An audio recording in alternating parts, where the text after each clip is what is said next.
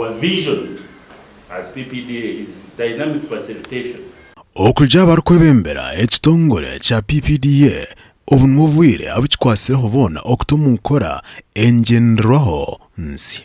Abebembezi ba PPDA ebi babigambira procurement officers ba town clerks cow procurement committee arengora government zebyanga contracts committee arengora byanga nabandi bijabasa kwikaho obagumizengo engenderwaho nsi yetatiro munkora omuntu waburijo takatunga buhereza ku government yakunzire.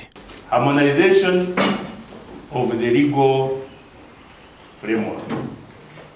And the reason now, and this is very important for you, that the regulations that you have been using as local government regulations of 2006 have been removed. Omushumugo cyatraratu ngwa murundogo otarakuratira ngenuraho nsiya amateka nago kumukoraho. When you are given this responsibility of being a contracts committee member, take it as a serious matter.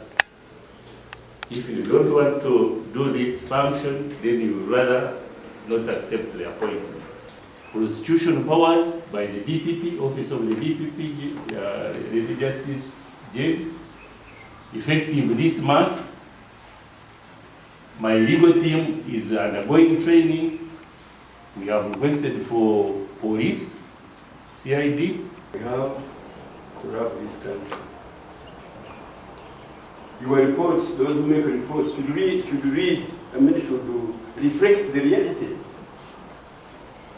Arasisi wambarara owegura kiganiro eki nawe yajyangu nobe byona biri bikorwa okunda ihanga no kuransobora bwenguzi ni kikuru omuri byona.